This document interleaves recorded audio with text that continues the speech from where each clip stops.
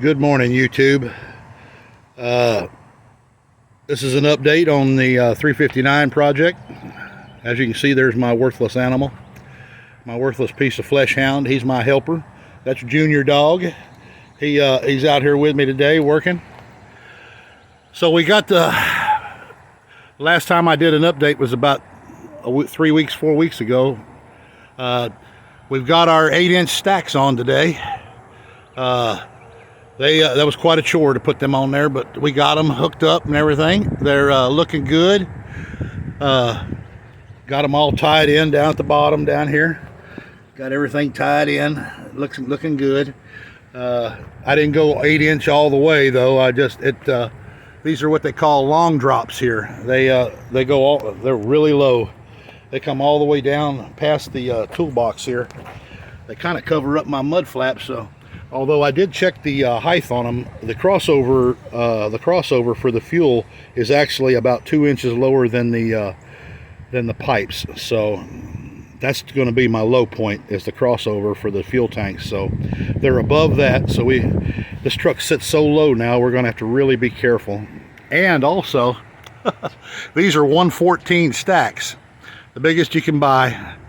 So I've got them up there right now, and with the air on this truck, they sit at 13.6 high. So we may have to we're going to have to be very careful everywhere we go. This is not going to be a rookie truck to drive anymore. This thing sits so low to the ground, I'm going to have to be super careful going in and out of places. Hitting potholes. I'm gonna have to be super careful for watching for alligators in the road. We're not going to be able to run over anything, because when I get that front bumper back on there, even with it aired up, that front bumper is only going to be about 5 or 6 inches off the ground, maybe 7 if I'm lucky. And with those stacks up at 13.6, I mean, I'm good on all the bridge heights and everything, but because all the bridges mostly now are 14 foot or more. Some of the old school bridges up north and in the big cities up in the Midwest, they still got some low 13.6 bridges, so we're gonna have to watch that stuff. But I can dump the front axle to get under those. When I'm dumped out and got no air on it, it's down at 13.2. So I get a or 13.1. The airbag's actually normal ride height. They raise it up 5 inches. Although I can go up and put up to 50 pounds of air in it, and I get an extra couple inches out of it to get over stuff. But this is definitely not going to be a rookie truck for sure. You're going to have to be super careful everywhere I go, bottom and top. It's left to be seen if that's going to be worth the time and trouble. Those are actually 3-piece stacks, so I may end up having to take that top section off and cut a couple inches of it off, just to give me a little bit of clearance. But boy, they sure do look cool.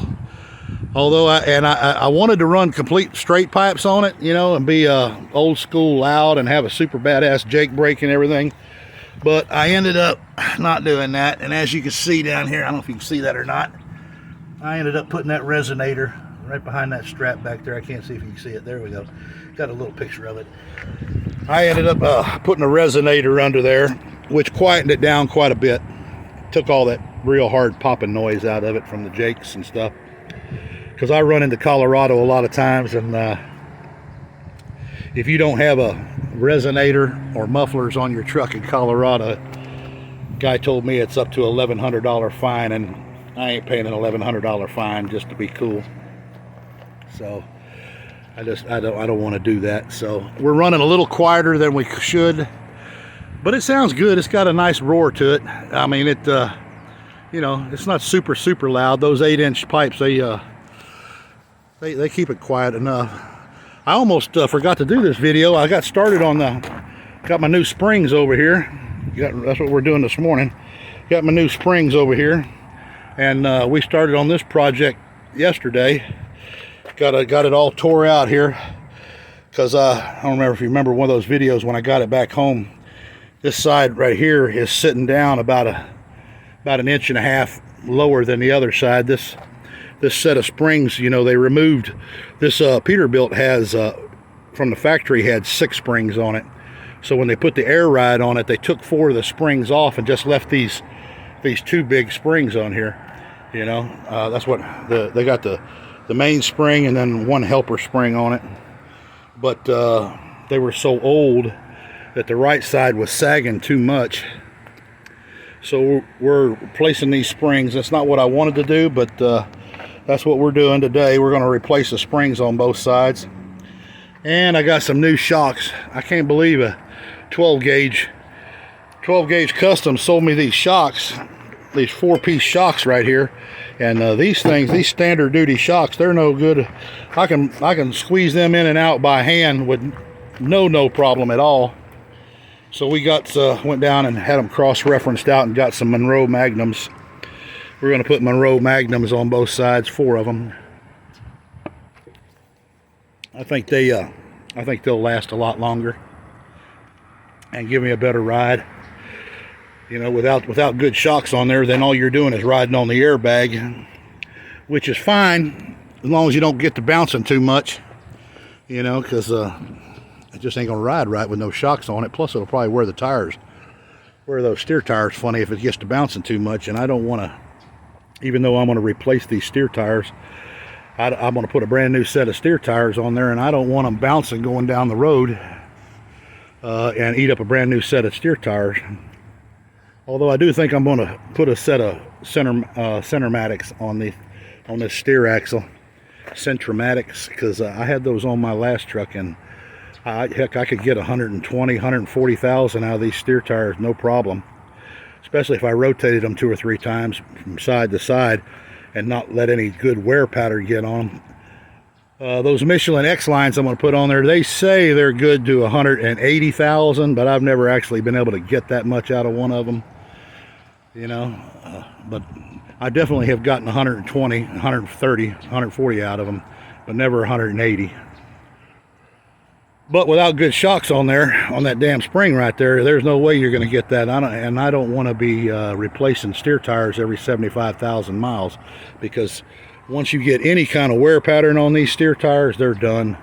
I mean, it won't take but no time at all, and they'll be looped out and chopped up, and it just won't be steering right, won't ride right, just make you madder and madder every time you go down the road. But that's those stacks right there. They're pretty badass. I like them. I mean, let's see if I can get back out here. It's hard to get the whole thing. They're so tall. They're so big and so tall. It's hard to get them all into a picture because they're so big. But there they are. They're bad dudes, man. They go way up there in the air. There goes one of my buddies down the driveway honking at me. But it's going to be super cool.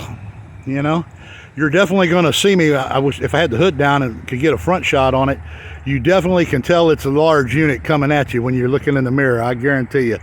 With them big old stacks way up in the air like that, plus this thing's got a pretty good, when I shift gears and everything, I mean, doesn't roll coal or anything, but it puffs out quite a bit of smoke when I change gears, so it looks pretty cool. But that's our update for today. So we're going to continue working on these front springs and fix this little screw up.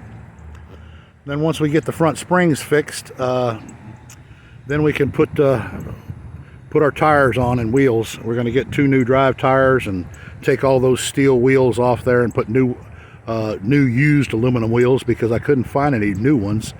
These small slotted 80s style wheels, they're getting kind of hard to find these days, so I had to buy some used ones out of a junkyard in Wisconsin. They didn't have any in the junkyards here in Houston. I can't believe that. Fourth largest city in America, and I couldn't find any in none of these junkyards around here of these small ovals. They had some big ovals, but none of these small ovals like they had on these Peterbilts back in the 80s.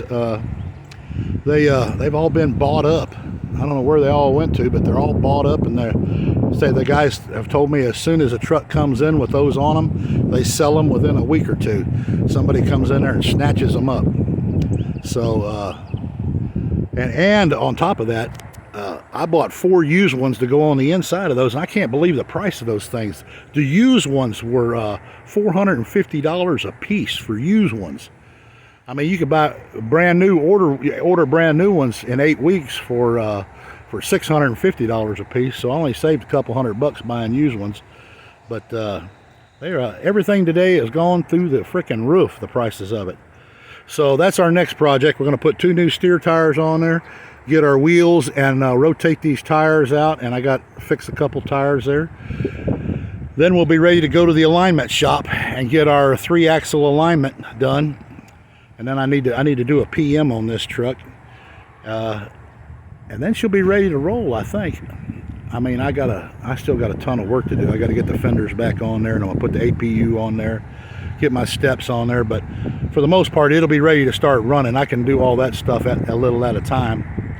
So that's our update on the 359 today. I hope you guys have a wonderful 4th of July weekend, and we're going to be out here working like pack mules. So enjoy your day. Bye.